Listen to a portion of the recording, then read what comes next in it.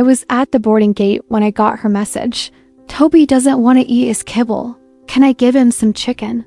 I swallowed my tears in front of the other passengers. Because up until then, everything felt like a dream. Exchange program in London, full scholarship, my channel growing. But that message from her, the same sister who once laughed in my face saying, exchange program, with that ridiculous English. Today, she takes care of my dog while I cross oceans. But you have no idea what it cost me to get here. If this story has already caught your attention, hit like and subscribe. There's so much I want to tell you. My hand was trembling as I held my passport. The international boarding line moved slowly, but my heart felt like it was running a marathon. I kept reading the message over and over. Toby doesn't want to eat his kibble. Can I give him some chicken? It was her, Hannah.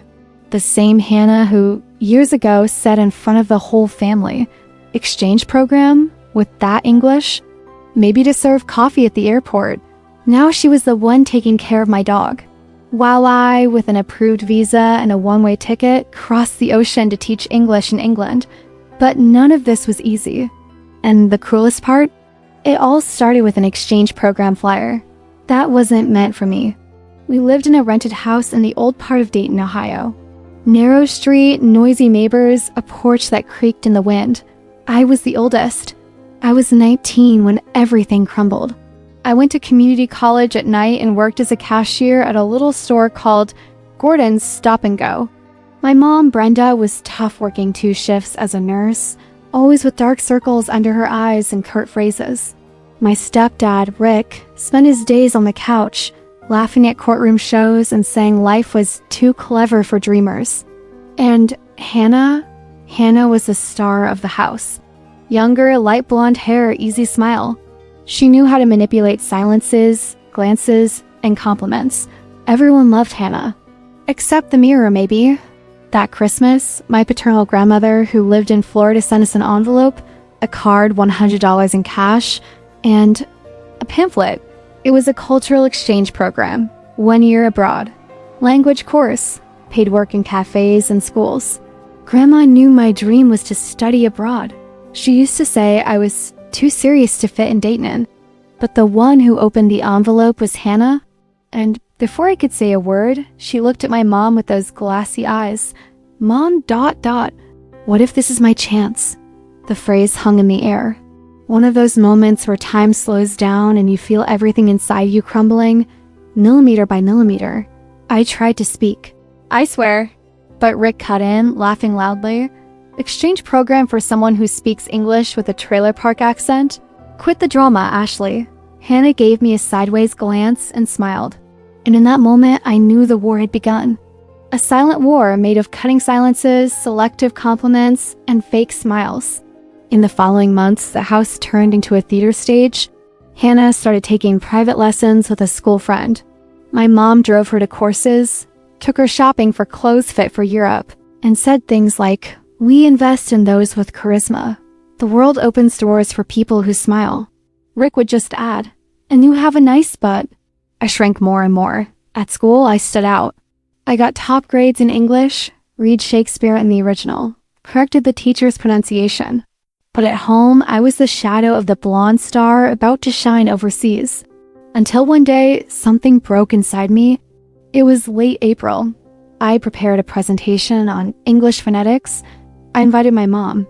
I invited Hannah. No one came. I came home with my certificate in my backpack. It was simple, but it was mine. And when I walked through the front door, I found the family in the kitchen, laughing at a video. Hannah had recorded a challenge imitating the way I studied English. She faked a British accent, stuffed her mouth with cookies, and tried to say water between giggles. Rick was filming. My mom laughed with her head resting on her hand. When they noticed I was there, an awkward silence fell. But Hannah, as always, broke it. "Relax, Ash. It's just a joke. You take everything so seriously." I went upstairs with my throat tight, sat on my bed, holding the certificate like a shield. That night, I decided to leave home, but not immediately. I had nowhere to go yet, and I didn't know that before I left, I would have to swallow the biggest humiliation of my life. Almost 2 months later, Hannah failed the program. She couldn't conjugate basic verbs. She cried, screamed, and even said I'd jinxed her chance. And that's when my mom had a brilliant idea. Forced me to fill out the application in her place. Yes, with her information. The voice was Hannah's, but the English was mine. It hurt, but that wasn't the worst. The worst was accepting it. Accepting out of fear, out of dependency. Because somehow I still hoped to be seen. And it was there, in that tiny studio apartment, with stained walls and the smell of instant noodles, that something changed inside me. Outside the airport glass, a woman ran with a child in her arms. Out there, the cars were already thinning out. And me?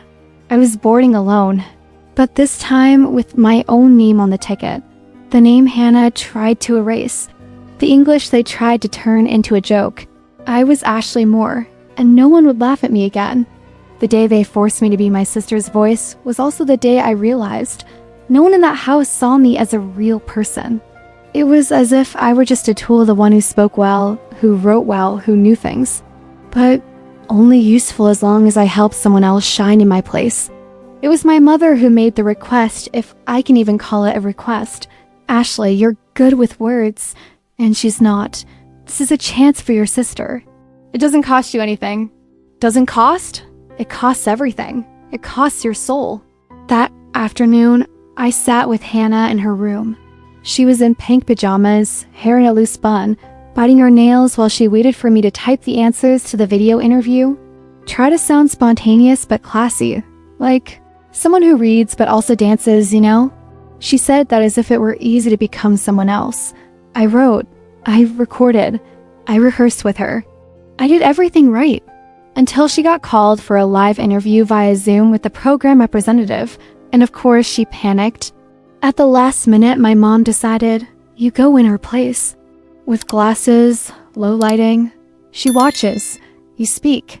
That wasn't just wrong. It was grotesque, but I did it. Ashamed, scared, disgusted. But I did it, and guess what? The interview was a success. That same week, the approval email arrived, and Hannah became a celebrity in her friend group. The house exploded in celebration. Pizza on Saturday, pie on Sunday. Congratulations, selfies, proud declarations, for her, for me. Nothing. No one remembered that it was my voice that charmed the recruiter. My pronunciation, my calmness, my sincerity. But all of that now belonged to someone else. Someone who used me as a talent stand-in. And like everything that starts wrong tends to get worse. The scandal came. It was a Tuesday. It was raining. Hannah posted a video claiming she got into the exchange program on her own, and that her English was naturally fluent because she watched a lot of movies. The program rep saw it and noticed the accent, the limited vocabulary, the inconsistency. The next day, the offer was revoked, and the email made it clear: fraud, misconduct, attempted misrepresentation. Hannah had a meltdown. My mom lost it. Rick smashed a glass. And me? I was sitting on the stairs, headphones on, listening to a lecture on British intonation. I didn't cry. I didn't react. I didn't even smirk. But in that inner silence, I made a decision. I was leaving. On Friday, I packed everything that fit into a black backpack. My grocery store uniform, 2 grammar books. My high school notebook with notes from Mr. Powell, my favorite teacher. And Toby, a golden retriever puppy I had adopted from the local shelter without telling anyone. Yes, I was hiding a dog at home, like someone hides hope, like someone hides love. I waited for everyone to leave. Left through the back door. No drama. No goodbye.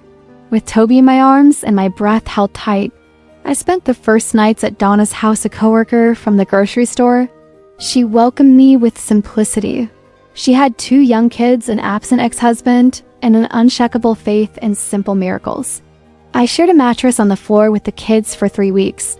Later, I managed to rent a room in a damp basement in a distant neighborhood. The rent was cheap. The silence was heavy. But it was my silence. And that's where the rebuilding began. Slow, painful, but honest. I went back to studying on my own, created a YouTube channel with English tips for people afraid to speak, recorded videos on a cracked phone lit by a bedside lamp, used my face, my voice, my name. Nothing went viral. But comments started to appear. You helped me. Thank you for explaining without making me feel stupid. And that kept me going. At the store, I asked to change shifts. Worked until midnight, slept 4 hours, and recorded videos in the morning. And Toby always by my side, as if he knew I would still make it. One night, I got a message from a man named Charles Foster, a retired teacher, owner of a community center in Cleveland. He wrote, "I saw your video on the TH sounds. Reminded me of my time teaching in England. Such clarity. If you ever want to visit, we have space for you here." I didn't respond right away, but I saved the name, saved the invitation. And for the first time in a long while, I cried, not from pain, but from relief. And there, in that basement with Toby sleeping at my feet, I knew the world owed me nothing, but it couldn't stop me from going. There was still a long way to go. Money, visa, courage, but something had already changed. And destiny, impatient, was just beginning to show signs. I didn't know what I was doing. I had no money, no clear plan, just that invitation saved on the cracked screen of my phone and a sentence. I whispered to myself before falling asleep, "If I don't go now, I'll die inside." The room I lived in smelled of mold. When it rained, the walls wept. I stuck post-its with English phrases all over the broken mirror, as if each one were a plank keeping me from drowning. Toby would lie beside the bed, watching me with those eyes that seemed to understand more than most people. I started giving tutoring lessons for 15 reals an hour. Yes, I charged in reais because my first students were children of Brazilian immigrants living in the next neighborhood. They couldn't pay in dollars, but they paid in cheese bread, coffee, and gratitude. And that sustained me more than any salary. I recorded a lesson about the difference between do and does with the camera propped on a cereal box. I wore an old blue shirt from Donna as an improvised uniform. The video got 84 views. I celebrated like I'd won an award. Little by little, more mothers began reaching out to me. Mothers who were afraid of English, mothers afraid of seeming dumb. And I taught as if I were saving someone from the same pain that once killed me inside. One day, I received a $500 transfer from a student named Carla. She wrote, "You helped me get a job. This is for you to go wherever you want." I cried for hours. I took the bus downtown and walked into a stationery shop to buy a folder. I placed inside it all my documents, certificates, translations, photos, receipts. I did everything in fear, but I did it. I went to the consulate website and filled out the form. The visa was expensive, more than I could afford. I asked for help on the channel, told the truth that I wanted to teach English abroad, but I had no sponsors, no family, no fancy last name, just will and voice and faith. In the following weeks, the channel began to grow. Not fast, but steady. Comments from small town folks, from insecure teens, from adults ashamed to start over. I read everyone, I replied. The algorithm started lifting me up as if suddenly some invisible force whispered, "Go." And I went. I was accepted into a selection for independent educators who promote American and British culture in European schools. I received a partial scholarship, had to rush to gather documents. I went to Columbus for the in-person interview, got a ride with an elderly man I didn't know, who listened to classical music the entire way and chewed gum without saying a word. When I arrived, my hands were sweating so much the paper almost tore. But I spoke with my voice, in my English. On the way back, I sat on a park bench and let the sun hit my face. I had no money to return. Waited for the last bus of the night. When I got home, Toby was waiting at the door with his nose pressed to the gate. I went in, laid on the floor, and slept right there. The next morning, I woke up to the confirmation email. Approved, with a stipend, ticket at my own expense. Housing included for 2 months. My head spun. It was real. In the following days, I sold what I could. An old cell phone, 3 books, a broken fan. Created a crowdfunding campaign. Received more from strangers than from my own family. And then, in the middle of it all, I got an unexpected message. It was Hannah. After almost a year without speaking to me, she sent a voice message. Ashley, I saw your video on TikTok. Are you really going to London? I can't believe it. I'm impressed. By the way, is Toby still with you? It felt like a punch to the stomach. She was asking about the dog. Not about me. I took a deep breath. Replied only, he's with me. He's fine. The next day, my mom sent a message. Short, cold. If you need someone to take care of the dog, I can help. I didn't reply, but I saved the number, not out of affection, out of justice. And now, as I dragged my suitcase toward the boarding gate, seeing the word Heathrow shining on the airport screens, I finally understood what it means to build something out of nothing. It means bleeding where no one sees. And still smiling at the camera, I gripped my passport tightly. And when they called my name, I stood up with a clean heart.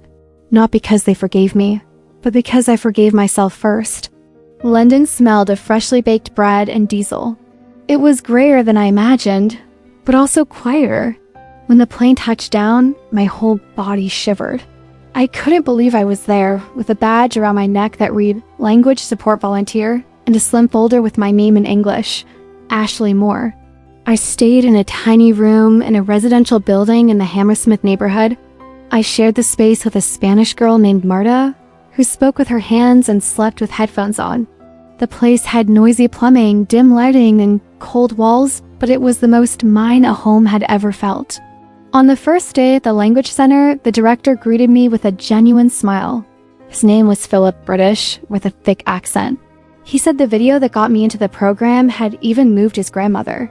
I smiled, a little embarrassed. I didn't even remember which video it was, but he did. That week, we were featured in a local article. The headline read, Brazilians, Filipinos, and Americans transforming language education around the world. My face appeared in a blurry photo next to a smiling Indian child. The caption read, Ashley Moore, American from Ohio, helps students overcome their fear of public speaking. I received more messages than I ever expected.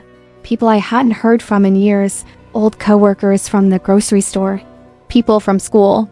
And then, of course, Hannah, she didn't write a full sentence. Just sent a screenshot of the article with 3 wide-eyed emojis. Then came the audio. I saw this. You really became someone, Ash. That stuck to me like glue. Not because I needed her validation, but because, for some twisted reason, I had waited years for that sentence. But I didn't reply, not then. I switched my phone to airplane mode and went for a walk. By the Thames, I sat on a wooden bench and watched the red buses go by. Everything felt so absurdly different. So absurdly far from the Ashley in the basement, the Ashley from Dayton. But I was still the same. The same girl who swallowed pain. The same who masked it with silence. 2 weeks later, I received a package at the center. A thick envelope with no sender. Inside, a photo album of me and Hannah as children. In the middle, a letter. Handwritten in awkward lettering, it said, I did everything wrong with you. I have no excuses. I just want you to know I admire you. I can take care of Toby if you want. I know he means everything to you. Maybe taking care of him is my way of taking care of you too. I took a deep breath. My first impulse was to tear it up, burn it, ignore it. But I didn't do any of that. That night, I went on a travel website and bought a ticket back to the US, with a layover in New York 2 months from then. I wasn't going to run from the past. I was going to look it in the eye, without anger, without bitterness, but also without servitude. The following month, I kept teaching, attending fairs, recording content.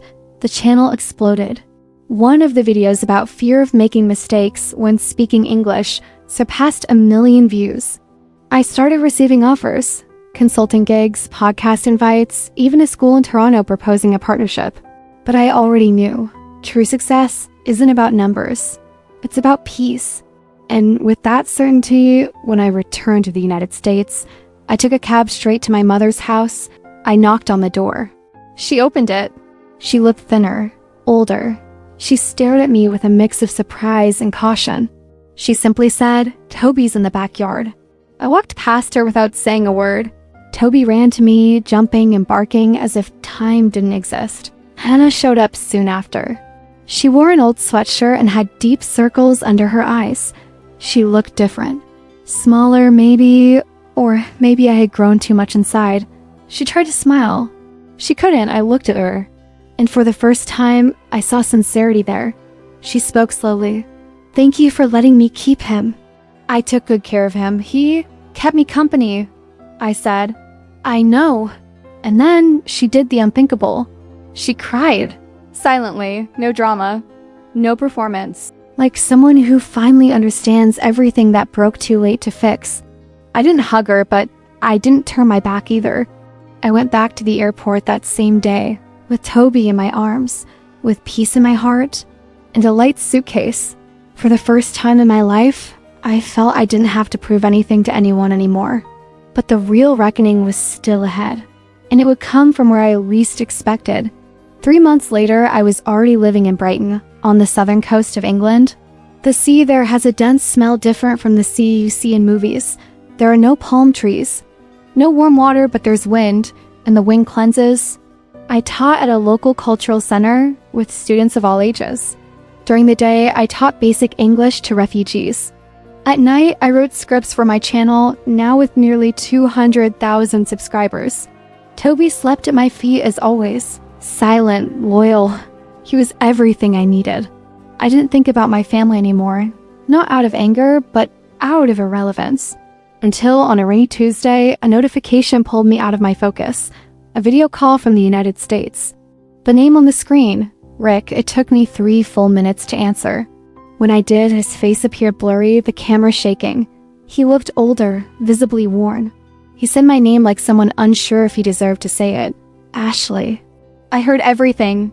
I saw you on TV. A feature on the American channel here. Congratulations. I stayed silent.